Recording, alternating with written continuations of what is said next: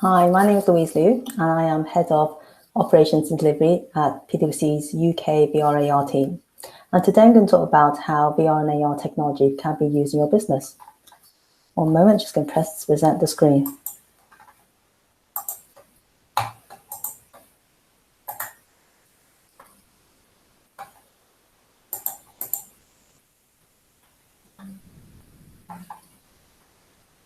Okay, can you see my screen?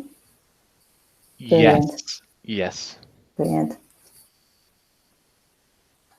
Okay, so before I start about this technology, we're just looking at the new way of working, the new norm basically for a lot of businesses, and what's happening at the moment with a lot of companies and in all industries actually as well. And you can see there's a high percentage of leaders wanting to carry on using a certain technology or certain tools for collaboration, cross-function across the workforce. But also there's a lot more workers wanting to work more remotely now that they're more used to that. And a lot of companies are actually agreeing to do this and allowing a lot of their employees to work from home, for example, and return when they're ready, or probably do part-time a couple of days a week. Now, in order to do that, what are the tools that could be used to help with this new workforce and this new environment? And our belief in our team is that VR and AR have the power to allow you to engage, to collaborate, and also upskill your people in a completely virtual way. And the next slide. And the next slide what I want to talk about is what is this technology? What are those tools? So we have the VR, virtual reality, and this is where you are users fully immersed in an environment, and it could be 360, it could be computer generated, and you're in that environment actually closing off the real world and actually interacting in that space. And you can do training, you can actually understand how to use a particular tool, for example, and so on in that space. So you're not distracted and you're fully immersed and learning what you need to learn for the work that you do. The other one is augmented reality. And augmented reality is that you're still in the real world, but it's overlaid by images and sound and graphics that actually interact in that space. And these are things that actually feel that they should be there, that will help you with what you're doing. For example, changing a circuit board, it has instructions how to do it, and also how you can move around and test new things as well. And you can actually interact in that space with these elements as well. Now, at PwC, we are impartial toward the businesses out there, toward the vendors out there. And what we do is that we work with these vendors, look at the hardware, for example, the software, and how to build more experiences and so on. And we actually have a holistic view of all this technology, both in the VR space, the AR space, and the mobile space as well. So we do cover a lot of areas. We have a large team that actually does the research. We test these products, we test the software, and we advise our clients on how to use these tools, these hardware and software, and how it can actually help them. What's the ROI in using this technology? For example, reducing costs, growing the user revenue, reducing complexity of the job for their employees, and helping them operate efficiently in what they do in their businesses. And how do we do that? So there are 5 areas that we cover. And the first one is discover. So we help our clients discover the hardware, discover the technology itself if they have no knowledge of it. We run sessions with them so that they can actually grasp how this technology is used and so on, and basically have a good understanding of it so they can see how this technology can benefit them or what their needs are and how that can work with them on that point in that space. And then the next phase is design. So we'll help them design a project, or maybe a report of what they want to look for, and also maybe help them write finances, a plan to finance this particular project as well, so that they can take to the board to obtain funding so they can progress with this experience. Following on from there, once we have that, next step is to actually develop it.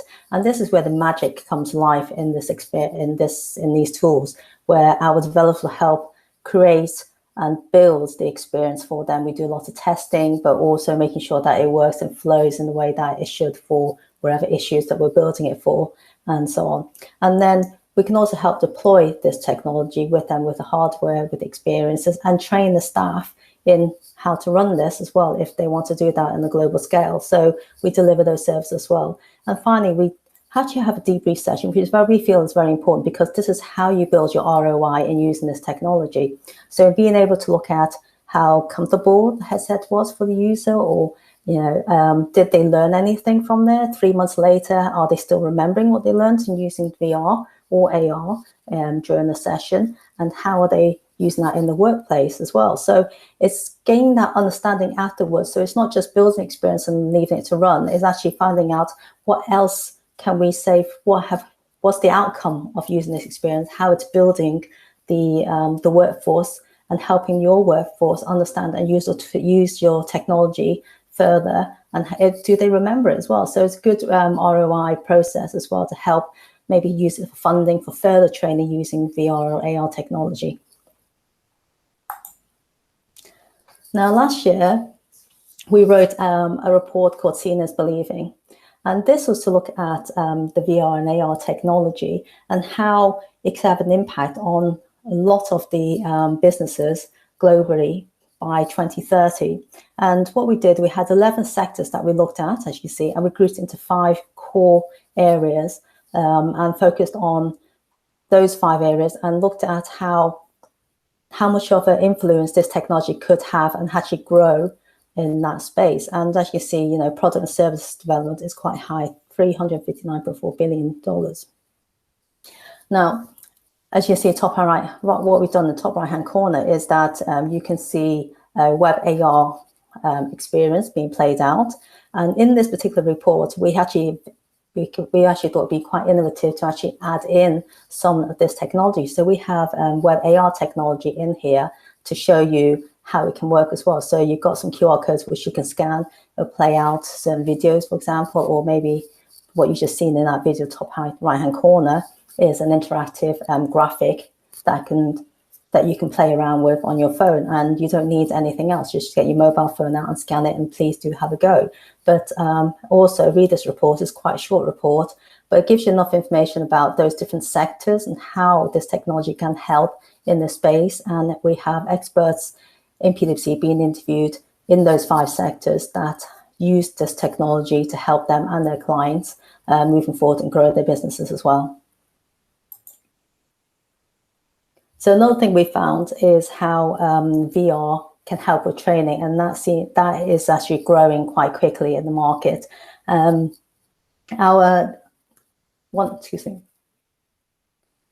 Our teams in the US have actually conducted a report, on how effective VR training is compared to classroom training and also e-learning as well. And this was conducted over 10 months, and the report has come out just a few weeks ago. So please do have a look at it and have a good read of it as well to see how useful this tool is. I can see already we have some really good results where it's 4 times faster to train than in a classroom. They've actually grown a huge percentage of confidence in people by learning in VR rather than in a classroom and e-learning situation. People actually feel more connected in using this experience, and they're also more focused because they're not distracted. They're fully immersed in VR, so they're not distracted by mobile phones or people talking, laptops and so on. They actually feel that they can be there before focus on what they need to learn and actually absorb this information as well. And also from a large scale, if you're looking at 3,000 learners here, it's more cost effective to train in VR than it would be in a classroom or e-learning process. So to show you some examples of how businesses are actually using this technology, there's a few here. There's a lot out there already, but I just want to focus on a few that's on the slide, which is the first one, Department for Work and Pensions and RNIB, and that is the Royal National Institute of Blind People.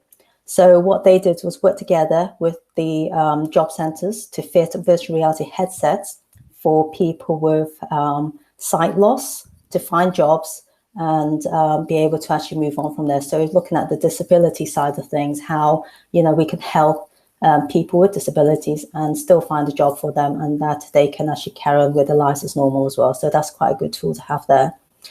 Fosters and Partners, they are an architectural firm, And they use VR to aid their design process. So they love, like, for buildings, how it can improve their space, making it better. But also when clients, if they can't travel to the location, they can actually see what it looks like.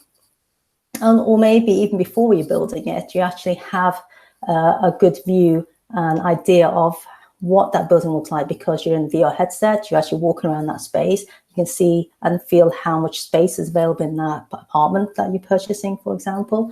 And also you can actually make changes there and then, and so on, and then have the building built for you or apartment decorated for you. So then that saves costs and time for a lot of people as well. So that's a good way of using this technology. Now, the NHS, they use augmented reality quite a lot for surgical procedures, for example, and also for surgeons when they're training other future surgeons as well on how they operate within an operating theatre. And the good thing is that you don't actually have to be there in the operating theatre as long as you have a headset, and you can be in another part of the world as well, where you can actually watch this happening in front of you in your own bedroom or living room, for example. And it's really good tool to train medical students in a large scale as well, so that they can actually understand how it's operated and so on. And also for hygiene issues as well. You're not actually in the theatre, you can't cram 100 people in to watch this, but you can actually have 100 people in a headset watching this operation in real time and talking to the surgeon and learning how to operate on that person as well. So quite a good tool there for that. And it's being used more with, like, for example, GP practices, having a virtual doctor there to help you, especially right now, talk to you about your symptoms and how they can help you in that space as well. Okay, Jaguar cars. Another way of using this technology is through recruitment, and that's what they've done. So they teamed up with a virtual band called Gorillas, and they launched a mixed reality app to learn about electric vehicles.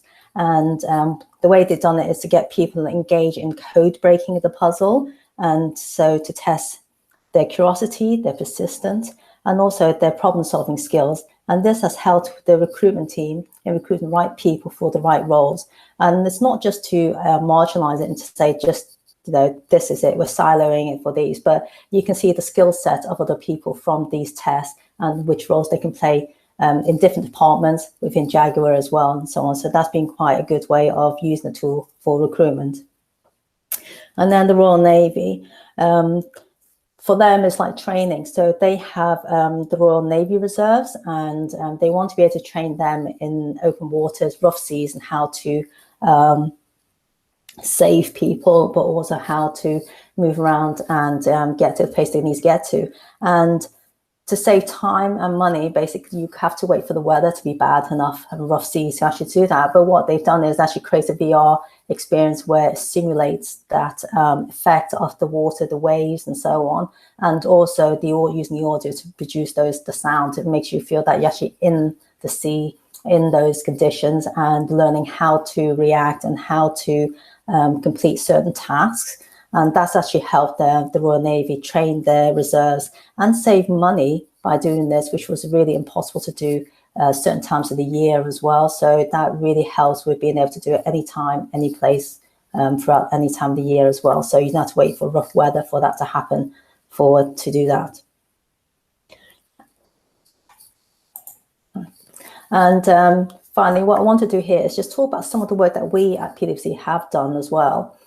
So the one, City of the Future, where the video is played, is what we created for our disruption team, looking at the different types of emerging technologies out there and how it's integrated in society in the future. So just to help people, our clients, actually understand what will it be like in the future, what would all this technology be doing, and how would it be part of our life. And this particular experience allows you to actually experience that, walk through the street and actually find these disruptors, is what they're called, and how, give them a visual and understanding of how this can be in the future, how the technology, if you invest in it now, how it can help you and benefit your business in that space. And then the top right-hand corner, it's a behavioral and cultural behavioral change program that we ran with a client of ours, which is a large global bank. And they had problems where the HR department realized there was a large percentage of the employees wanting to leave within the next 2 to 3 years, about 65% from what I recall. And alarmingly, they wanted to work out why and try to fix this. And what it was is that the leadership had negative behaviors, which was dripping down to the senior managers and affecting the junior members of the teams. And so what we did was create a VR experience, putting the leader in the situation of a junior member of staff and put them in the shoes of that person, where they will experience the scenarios played out in front of them and actually hear and feel how that person felt when that happened, that incident happened as well. So they really, coming out of it, they really knew and felt that it was really bad, that they wanted to fix that as well. And we actually had a gentleman coming out of there saying, I actually know someone that behaves that way in this firm. So it really helped putting that idea and that understanding within their mind frame and mindset so that they can actually do something about it to help the company grow. And then finally, at the bottom, cyber crisis, we actually created a VR experience of a ransomware attack. And in this experience, it was it's a branch narrative experience where you can actually choose what role you would like to play, one of the stakeholders, for example. So it's like a CEO, CFO, or CTO.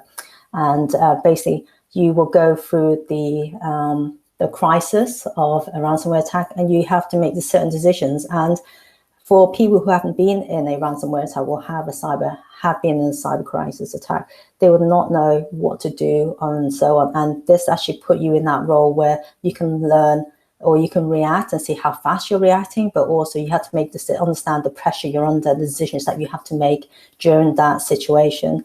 And it could be good or bad, but there's no right and wrong. It was just to really experience how it can happen to you, how easily it can happen to you, and the decisions you have to make under pressure. And we ran that with about 300, just under 300 members of our partnership in Toronto simultaneously. So we actually had created a network infrastructure in that room, in that conference room, and played it all at the same time for them to experience it.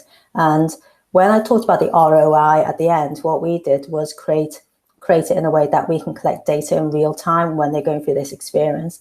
And when everyone took the headsets off, we actually had on a slide in front of them how many people chose which particular role they wanted to play, which character, and the decisions that they made as well, the percentage and so on. And it was really good that we can actually, the facilitators were able to actually have a conversation with these group of people, why they chose that route, decision, why they made that decision, and so on, and have a really good debate. And people coming out of this experience felt that they knew more about it, and they were able to think about the responses that they could have. And there, again, no right or wrong answer, but they had their particular reasons for choosing that route that they chose as well. So that was quite a really interesting experience that we created there. So thank you, CTS, for inviting me to this event. I really enjoyed it, and I hope you enjoyed the presentation too. If there are anything in there that you would like to know about or discuss with me, feel free to contact me. My details below.